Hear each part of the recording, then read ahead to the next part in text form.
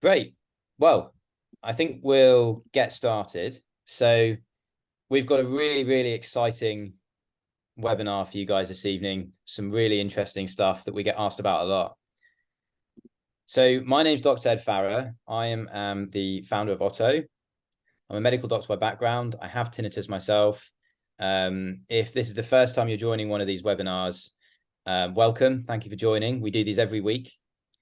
And we do them on a whole host of different topics, all about tinnitus and how it's managed. So I'm here with Dr. Gladys Sanda. So Dr. Sanda is a very, very experienced audiologist with an honours degree from University College London. So Gladyss's area of expertise is primarily tinnitus management. And she's got a background of working in some of the top tinnitus clinics in London. So she's really, really experienced. And Gladyss is going to talk to us this evening. We're going to talk about CBT for tinnitus. And we're going to go into some of the details. I know often people ask, how does CBT for tinnitus work? What does it involve? What does it look like? Well, we're going to tell you about that, how it works this evening. So Gladyss, thank you very much for joining us. Where are you joining from? So I'm in Essex, which is about half an hour away from London. Yeah, I like to think I'm still in London, but no. Well, I hope it's slightly cooler for you in Essex than it is in London. It's really sweaty and hot here this evening.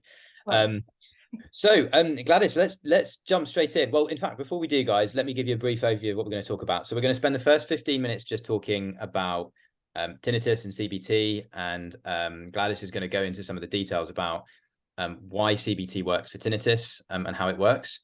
Then you guys are going to get your opportunity to ask Dr. Gladyss questions directly. So if you have questions about tinnitus, about CBT, please use the Q&A functionality, add them to the chat. You've got an opportunity now to ask one of the UK's top tinnitus experts some questions directly. So don't waste this opportunity. If you have questions, put them in the chat and we'll get round to them in the second part of the session. But before we get on to that, Gladyss, tell us about your experience with tinnitus. So yeah, thanks, Ed. Thanks for that introduction. So I trained as an audiologist in London, and generally speaking, with audiology, there's a huge focus on managing people with hearing loss. And there was just so much resistance to helping people that were suffering from tinnitus. And unfortunately, with a lot of the degree programs, there's minimal on actually how to help people with tinnitus. We're taught the theory, etc., but it just wasn't enough. So I wanted to sort of do further education, get further experience, and really tailored my doctorate into actually how to help people with tinnitus clinically. And I think since then, I've moved a little bit further away from hearing aids, and just the joy that I get in helping someone be able to manage and live with their tinnitus successfully and fully is incredible. So I've been working with people with tinnitus for about 12 years now, and I wouldn't change it. Look, I'm sure people in the audience will have seen the patient-facing side of that. When they go to see their audiologist, and audiologists, you would expect they're tinnitus experts as well. But I suppose it's the same with doctors. Like, the education just isn't there with tinnitus, is it? Absolutely, especially clinically. We know, we know that there's no necessarily medical cure or surgical cure, but it's almost like, well, then what do I do? So yeah. Exactly. I mean, I remember when I was at medical school, I think we spent maybe 1 or 2 hours in lectures learning about tinnitus for a 5-year program, which I think is symptomatic of the problem that people experience with tinnitus. So look, obviously you've spent over a decade working with people with tinnitus and CBT specifically. I'd love for you to kind of give an overview of CBT, how it kind of came about and how it was kind of introduced into tinnitus, the history of it, basically. Yeah, no, absolutely. So with CBT, it stems back to the early 20th century. It was developed or based on based on principles by psychologists such as Pavlov, who developed classical conditioning, Skinner, who developed operant conditioning, and those theories laid the groundwork for understanding how behaviors can be learned and modified. So sort of around the 50s, 60s, there was a huge emphasis on behavior therapy, you know, just changing maladaptive behaviors. And, you know, things like systematic desensitization and exposure therapy, you know, were created to help people deal with things like phobias, like spiders, you know, arachnophobia. But then in the 60s and 70s, cognitive therapy really started to create that sort of revolution, you know, where there was that emphasis on actually the role of thoughts and cognitive processes in mental health. And this just aimed to identify and challenge those unhelpful negative thoughts, and how that contributes to emotional distress.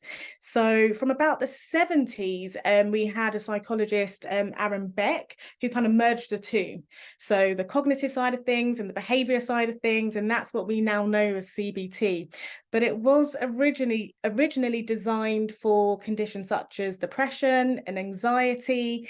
And yeah, more recently, we now know that it can help other conditions, such as tinnitus in the same way.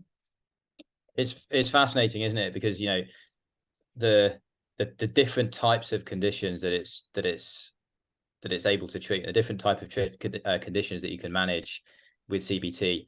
I suppose people often think, well, why on earth would you treat tinnitus with CBT if it's something you'd use to treat depression or anxiety? Like, you know, tinnitus it's not a mental health condition. So I suppose that leads us on nicely to the question of how does CBT work for tinnitus?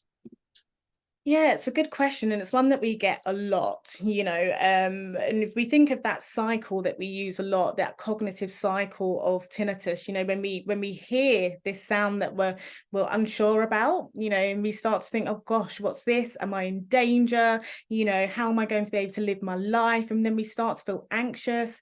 We start to monitor it. You know, you go into a room, can I hear it? Why has it got louder? Your brain starts to distort your perception and almost makes it think it's got louder, and then it leads to more negative thoughts. You know, we start to develop these behaviors, you know, like, okay, I'm going to put the fan on in every room that I go to, or put some music on, you know, just to avoid hearing it. So you can see there where we have the thoughts, those negative thoughts about it, and we have those unhelpful behaviors. So what CBT tends to do is actually break that cycle. So trying to modify those negative thoughts that we have, trying to eliminate those behaviors that aren't helping. And actually what we find is that people are able to perceive their sound without it interfering with their daily life.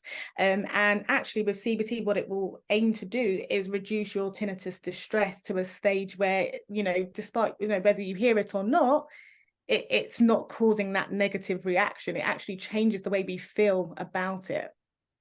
Yeah, that's it's so interesting, isn't it? And I suppose when I use to kind of to explain that to people is that it's essentially you're noticing it less, you're aware of it less. But if you do notice it, because it will still be there, we're not getting rid of it, are we? If we do notice it, it won't make us feel horrible, you know, anxious, fear, frustrated, anger, all those horrible feelings that tinnitus makes us feel. And I suppose, like, the other thing I would ask Gladyss as well is, a lot of when we talk about CBT initially, people feel like it's almost like, well, it's your reaction to the tinnitus will just change the reaction, change the way you react. But it's not as simple as that, is it? These reactions are automatic. Absolutely, absolutely. You know, it's almost, you feel so you hear that sound and it instantly creates that anxiety, Yeah. you know, and a lot of people don't know how to break that cycle. You know, some people don't realize that there are these beliefs that we have, you know. Is it something dangerous? Is my health declining? You know, we need to unravel all of that, you know, some of these thoughts that we don't even understand or even realize that we have.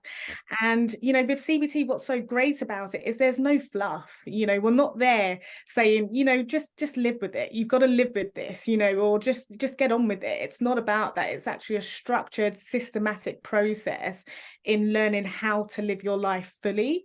Yes. Yeah. Yeah, that's such a good point, because it you know, people think just because it's delivered via talking to someone, you know, there is like fluff there, but it is like a structured process that you literally work through, and it will change the way your brain actually reacts to things automatically. It's very powerful, I think. So tell us more about I'm really interested to know why CBT works for conditions other than tinnitus. So why, we obviously you've explained why it works for tinnitus, but why would CBT work for something like pain, or anxiety, or depression, or something like that? Yeah, absolutely. So, with CBT, or with, let's say, pain, for example, you get conditions such as fibromyalgia, ME, a lot of these conditions where doctors may say, well, you have to just learn to live your life with it. There isn't a cure for it. There isn't management for it. But we know that there is a connection between our emotions, our behavior, and the symptom, whether it's pain or whether it's tinnitus. They're both symptoms, right? So CBT begins by sort of helping individuals understand that relationship between your thoughts, your emotions, and your behaviors in the context of pain or tinnitus. And we know that negative thoughts and emotions can exacerbate these symptoms. So a lot of people will say, when I'm stressed, I know for sure for my tinnitus, it's a gauge. If I'm aware of it, I check in with myself and I say, what's going on? Am I stressed? And I know for sure that there's that link between tinnitus and stress. And it's the same with pain. Sometimes some of our emotions that we have exacerbate our pain. So it's also really important to identify how those negative thoughts that we have about our tinnitus or our pain, for example, can exacerbate it. So often we'll say things like, I never sleep with tinnitus. My tinnitus ruins my sleep all the time. That all or nothing language. And I'm a strong believer we've got to be, and a lot of the people that I work with will know this, about how important language is, because what you're doing is you're telling your brain, you're reinforcing that as a truth. So we have to challenge ourselves and challenge those thoughts and those beliefs so that we can begin to change the way our brain is thinking. So yeah, there's a lot of cognitive restructuring and different behavior strategies that can help with pain and tinnitus. Yeah, I suppose it is like the response to pain or tinnitus is very similar, isn't it? I certainly catch myself with my tinnitus. When you catch yourself with those thoughts that you have, and you think, if I didn't know the CBT techniques, I wouldn't have caught myself thinking them. I just would have accepted it, and as you said, it just would have reinforced the bad feeling I had about the tinnitus, and the stress that I had associated with it. So, and obviously we've talked very much about how CBT works, and the history of CBT, and how it kind of compares to CBT given in other conditions. But what does the science say about CBT? What does the research show? Yeah, so it's very positive, yeah, which we can't always say for a lot of the things that are out there, that are claiming to help with tinnitus. We know that CBT is the only proven effective management for tinnitus so far. I'll just say as well, it's not a case that as audiologists, as tinnitus specialists, we're not looking for a cure. That is the ultimate goal. But at the moment, we really want to make sure that until we have a cure, we're coping with this. So, we find that when we do research on what the current managements are, CBT has been shown to significantly reduce our emotional distress and the negative emotional reactions associated with it. It's been proven to improve quality of life for individuals with tinnitus, and also reduce our perception of it. So and what's amazing is that the research actually shows that these effects are sustained for long periods of time as well, because people are actually taught how to manage their reactions with to tinnitus. So yeah, it's positive. I want to pick up on something you said there about perception, and CBT changed the perception of tinnitus. Is it, because my understanding is that the volume of tinnitus that you hear is nearly virtually all defined, but it's kind of what's the word I'm looking for? It's very much determined by our perception of how loud the tinnitus is. So by changing the perception of the tinnitus, you can actually change how loud the volume is. Is that right? So what you're saying is CBT can change that? Absolutely, absolutely. You know, it's very interesting, you know, when you say, you know, a lot of people will say, oh, at night when I'm going to sleep, my tinnitus is louder. And again, that's another thing when we talk about language, I will always say to people, you know, is it louder? Has the volume changed? Has something changed biologically, or is it your perception of it? You know, and it very much is. It very much is perception. And we think if we can reduce the perception, then it does almost, you know, we can say it's got quieter, you know, it's less intrusive. And that's the goal. We want to get tinnitus to be less intrusive for you. So yes. Excellent. Okay. And one thing, obviously, it's very clear from what you've said that the research supports the use of CBT within tinnitus, but there's lots of research coming out now about different ways of delivering these types of treatment. So obviously, traditionally, as you said, CBT would have been delivered face to face. What about digital CBT? What about CBT delivered online? Yeah, so a lot of people have this misconception that it's going to be less effective or it's going to be different, because we know traditionally, you know, you do build rapport when you're in front of or you're facing the therapist, or, you know, you're able to gauge body language. But we can do the same remotely, you know, and we saw during the pandemic that actually there was, you know, we had no choice, you know, and we had fantastic results. But the research actually supports that. It has supported that for some time now, that there's no or they're both equally as effective, you know, whether you do it remotely or you do it face to face. Because I guess with CBT, it's about the knowledge you acquire, it's about the work you put in, it's about the behaviors and the thoughts that you're changing. So it can be done successfully both ways, and I've seen it time and time again. Yeah, brilliant. Okay, that's really, really, because I'm sure there's lots of people that would struggle to find someone that could give them CBT face to face. So it's reassuring to hear that CBT over online, like we're talking now, would be effective as well. Okay. So one thing we get asked a lot, and I'm sure you get asked this a lot as well, Gladyss, is how does CBT differ from other types of tinnitus treatment? So one thing in particular I'd like to talk about is how CBT differs from something called TRT, tinnitus retraining therapy. I'd love to hear your thoughts on that.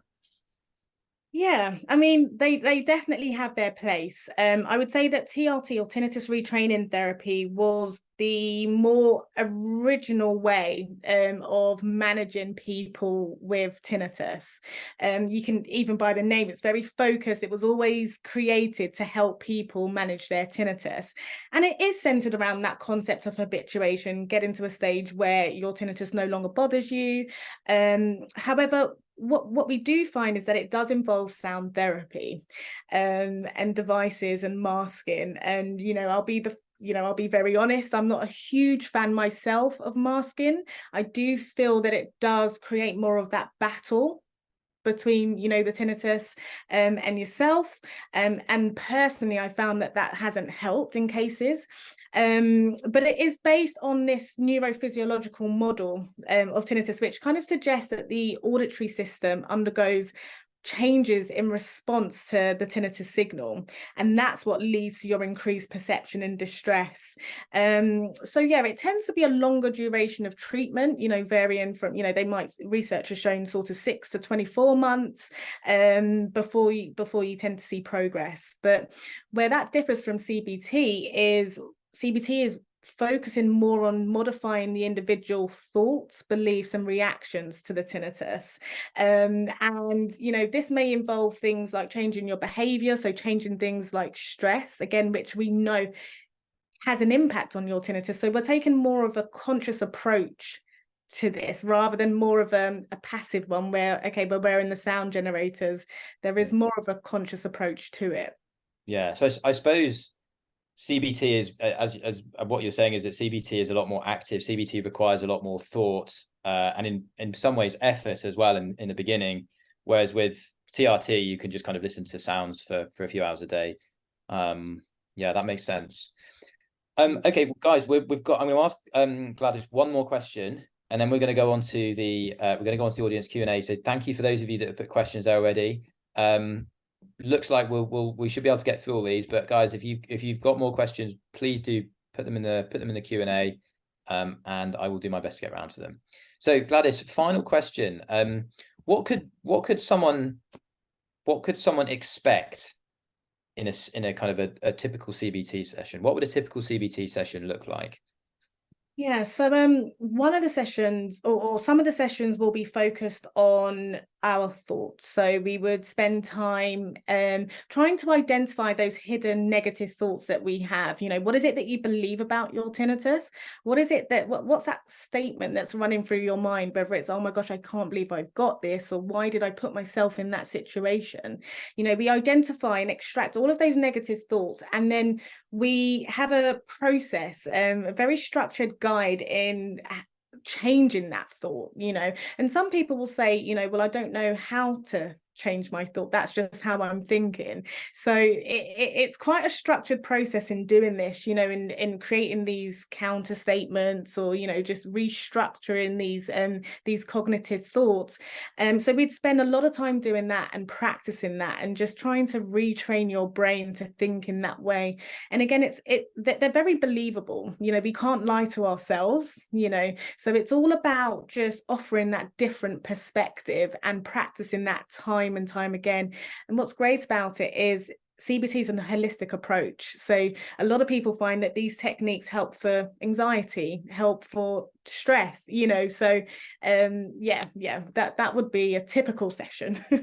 Got it. And then I suppose there's like, what I'm hearing is that there's quite a lot of practice. There's often practice things to go away, and people need to go away and practice things in between sessions as well to reinforce these thought changes that you're having. It's not something that can happen overnight. Absolutely not. No, you know, we live with tinnitus, you know, we have these thoughts about tinnitus daily. So it is something we have to practice again and again and again. I say to some people, you know, it could be things like, if I ask them about their negative thoughts, they might go, well, tinnitus stops me sleeping. They didn't have to think hard to remember that. Yeah. It's just something that happens. It just comes to you. Yeah. That's a really good one actually as well. I suppose another example that I have with when I was struggling with tinnitus in the early days that I used to have was related to sleep. Was if I heard my tinnitus during the day, the instant thought I had was, I'm not going to be able to sleep tonight. I suppose it's kind of tinnitus stops me sleeping, but I would be more specific, and I think I'm not going to be able to sleep tonight because my tinnitus is bad. But that's like not true, because I did sometimes have. So, you know, kind of an example of that. I think all or nothing thinking is what you call it, isn't it? Absolutely. Yeah. Great. Right. So let's get on to the audience questions. So for those of you that have submitted questions, thank you. Great question here from Gareth. So we're going to go with Gareth's question first. What is the difference between CBT and ACT? Great question. Really, really good question.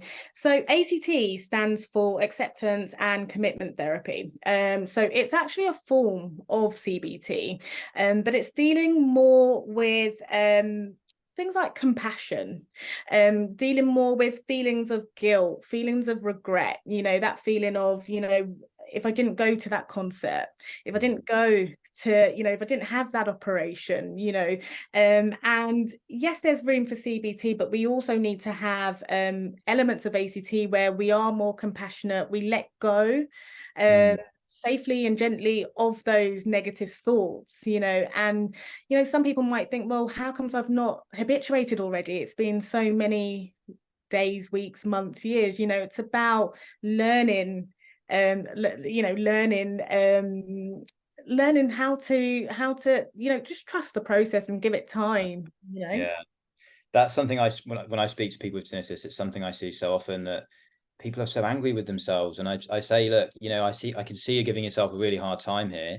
This isn't your fault. It's normal to feel this way with tinnitus. It's normal to feel bad. And I suppose ACT is a really good way of kind of, you know, saying it's fine to not be okay sometimes, and it's fine for tinnitus to feel like it's ruining your life, and accepting that that's happening instead of trying to fight it, you know.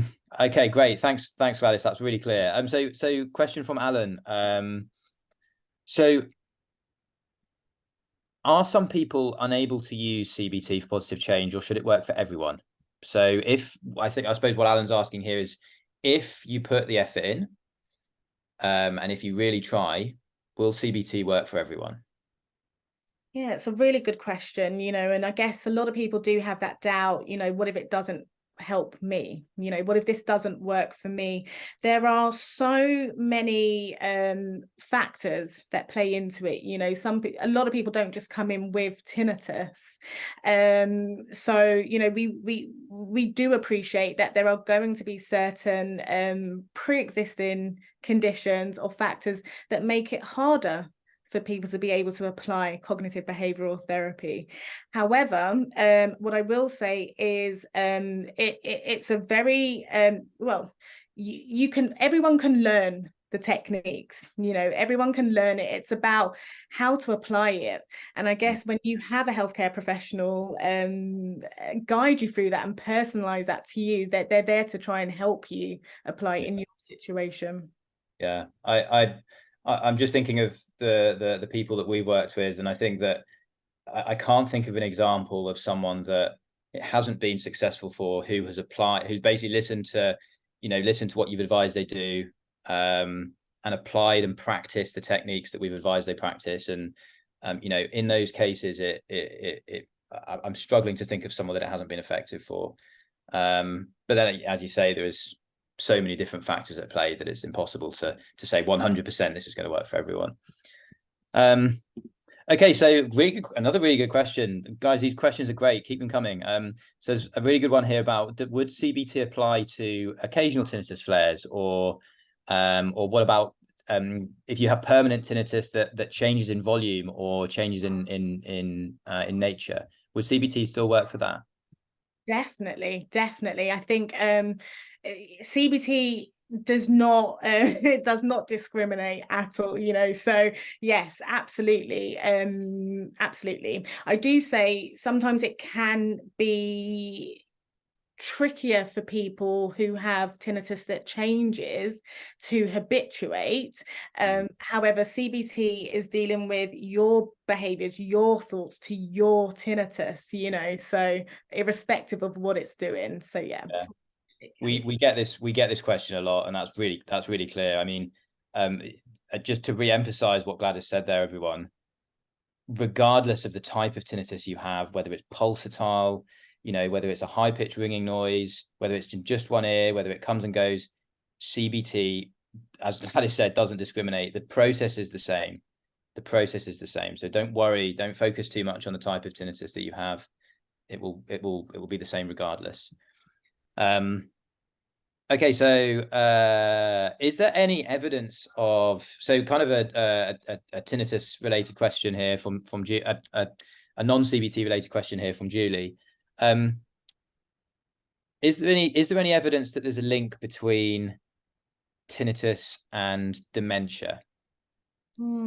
Yeah, I've had this I've had this question come up quite a bit recently. With regards to our research currently, we know that there are associations or correlations with hearing loss and cognitive decline, in that what tends to happen, it's not that hearing loss causes, and I'll come on to tinnitus, but it's important that I say this, it's not that it causes dementia or it causes Alzheimer's. What it is that people tend to isolate themselves, if they do have hearing loss, and it's the isolation which is what leads to cognitive decline.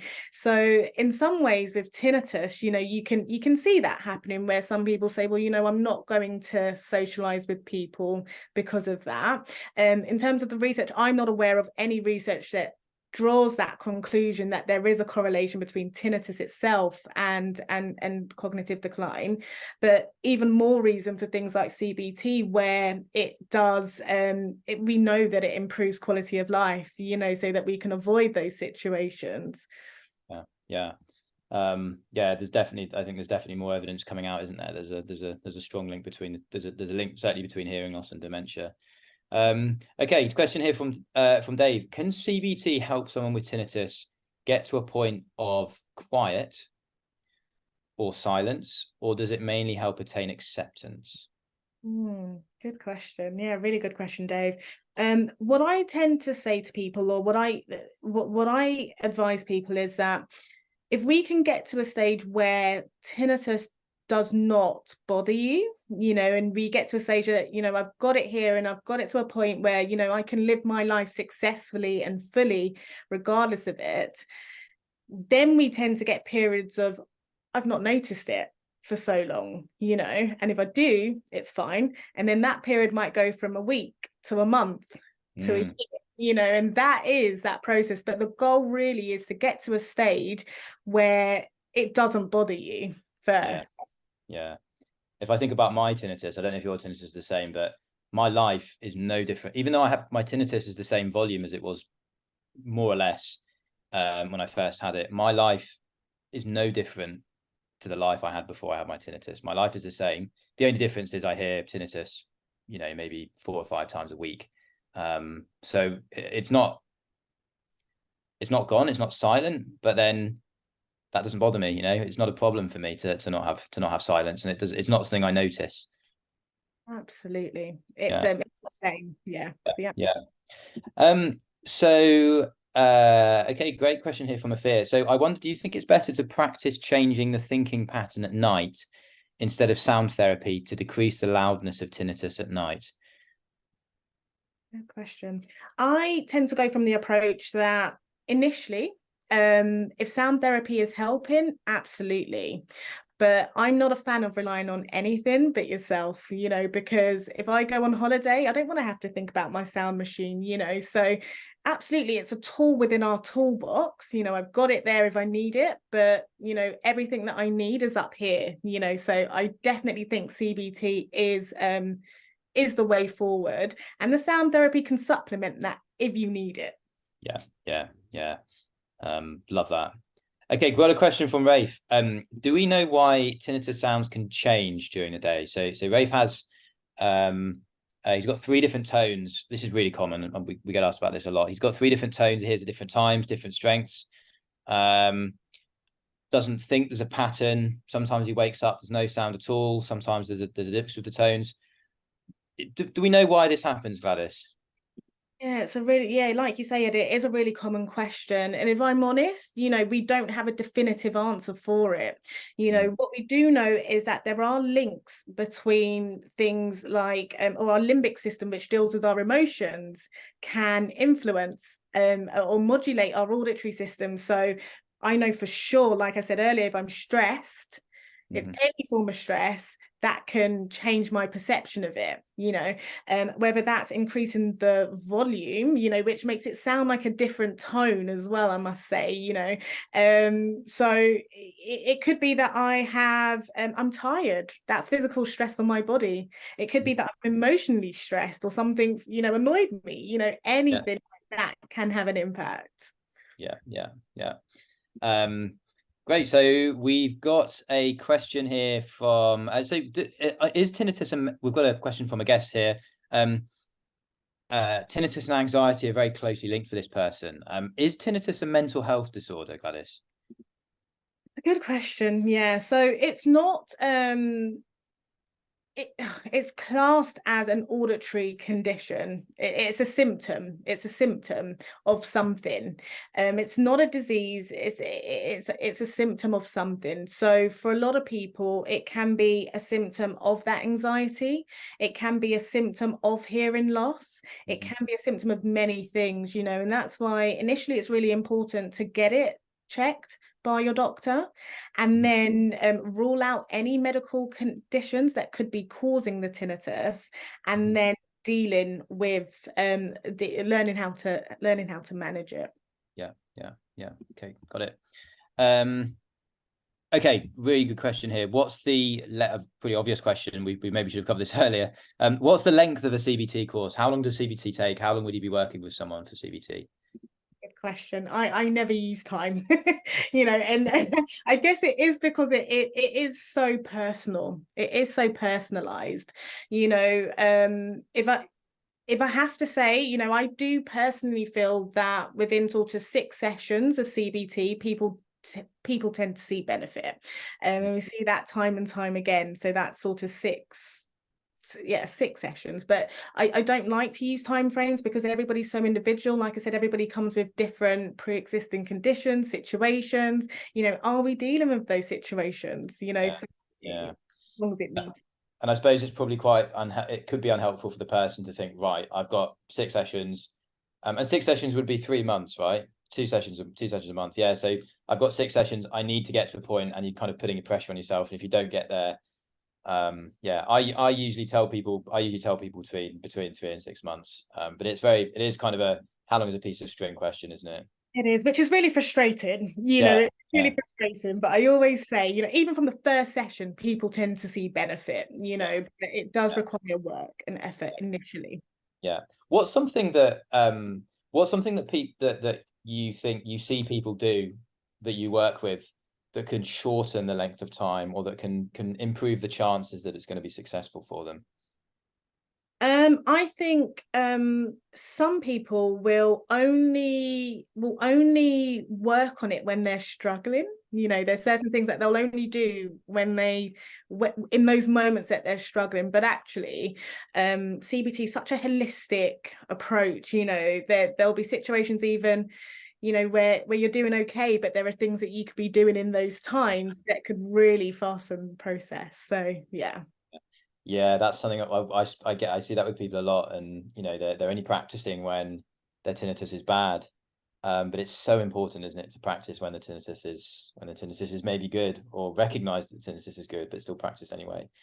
Okay, so so there's a specific question about the one-to-one program we offer, which we'll come to at the end, guys. If anyone's interested in working with Gladyss, or getting CBT through Otto, we do offer CBT, so I can tell you very quickly about that at the end. Before we go on to that, though, there's a few more questions here. So let's go to there was a question here from I think it's gone, been deleted. Why does tinnitus change from one ear to the other? So for Afir's tinnitus, I presume, changes from one ear to the other. Is this something that's common? It is common, actually. It is common. It's not unusual, nothing to be afraid of. Tinnitus itself, it's a symptom that's being generated by the brain. It's central, so some people can quite easily locate it or localize it to one ear. But very often, people have it in both. They have it in the head.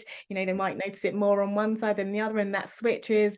It's just our wonderful brains, so There's lots we don't understand. So there's a question here about someone that's considering starting CBT with Otto, and asking about when's the best time to do CBT. Is there a good time to start CBT? Should they wait until they're back from their holiday, or should they give it a go now? Is it good to be doing CBT when you're in a routine, or is it good to just start? Yeah, I truly find that it's better to start earlier rather than later, and like I say, people get benefit from the first session a lot of the time, so start it sooner so we can start to get rid of those unhelpful thoughts and behaviors from the offset. Yeah. Okay. So there's a question. Someone's just posted in the chat, guest, if you could get Dr. Sanda's advice on the questions above, as no one at Otto has been able to answer it so far. I feel I may be wasting my time with TBT. I'm not sure which question you're referring to. Let me just go back through the questions. Maybe just post the question again in the chat, and I'll ask that question to Dr. Sanda next. Okay, so question about earwax. So my right ear produces a lot of earwax, which amplifies my tinnitus when my ear is blocked. Is there a medical way to reduce the amount of wax an ear produces? Good question. So yes, we do know that removing the earwax will or should improve your perception of your tinnitus, or reduce your perception of your tinnitus. But a medical way to reduce it, everybody produces different amounts of earwax, whether it is using drops more often, if that's something you haven't tried already, or speaking to an ear, nose and throat consultant to see if there is any particular reason why why you're producing so much earwax. But yeah, it's very individual. Great. Okay, question here from Mark. So is low blood pressure usually associated with reduced tinnitus? So I think Mark's been measuring his blood pressure, and he's found the correlation between exercise, reduction in blood pressure, and then reduction in tinnitus. Are the two linked? Well, just trying to think with low blood pressure. So sorry, just repeat the part about exercise as well. So yeah, so Mark's been keeping an eye on his blood pressure, especially when he's been exercising, and he's found that his blood pressure is reduced after exercise, and then after that he's found that his tinnitus is reduced as well. So I think he's wondering, is there a link between blood pressure, exercise, tinnitus? I don't know any research that shows there's a link between low blood pressure and tinnitus, but definitely we do know that exercise can have an impact on tinnitus, sometimes in a positive way as we're getting those endorphins, but also just that the increased blood flow could impact your perception of your tinnitus. But I don't know of any research that connects the low blood pressure and tinnitus itself. Got it. Okay, so we've got a few more questions. Let's see if we can get some really quick answers, Gladyss, and I'll try and get through all these. How important is journaling? Question from Mark. Fantastic. Very, very important. Therapeutic, and it's good to measure outcomes. So definitely do it, Mark. It's going to make a big difference. So as a question here, so this person never hears tinnitus during the day, or even when they go to bed, but they get woken up a lot at night.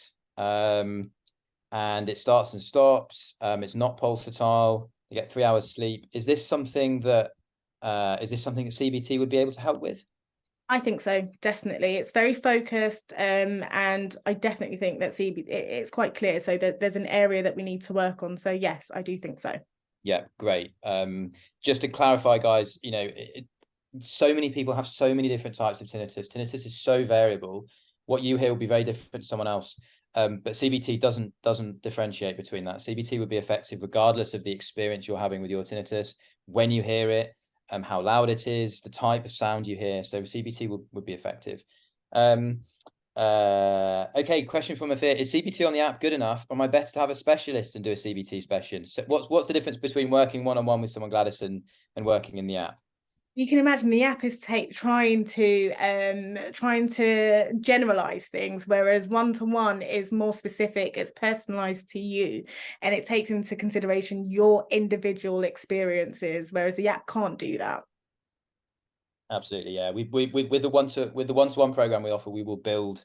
So Gladyss will build a program for you, and then you'll be able to access that in the app and practice the sessions that Gladyss recommends. And it means that I think you'll probably get a faster result, and it'll be more personalized to the experience that you're having. Okay, we've got I've got time for one more question. So this person uses sound therapy for their tinnitus, and their partner snores loudly. Have recently ended using the sound therapy, and they're using soft earplugs now to drown out the snoring, and they're sleeping better, even though the tinnitus is constant. Is this a positive sign of habituation? Yes. Yes. So this person, that's great. So recognize that you've made progress there. It's really important to recognize when you have made progress. And you saw Gladyss's smile there. That's a really positive sign. So keep doing it. It's working. Okay, Gladyss, I just want to say thank you. It's been such an interesting discussion. I'm sure everyone here has found it really interesting. There's so many new insights. I've learned a lot tonight, so thank you for joining us. If anyone is interested in working with Gladyss, or if anyone would like to hear more about the CBT that we deliver through Otto, please do get in touch. We do specialized webinars where we talk more about these. But otherwise, I will leave you guys to enjoy your evenings or the rest of your day. Gladyss, thank you for joining, and I will see you all next week for the next webinar. Thank you very much. Bye.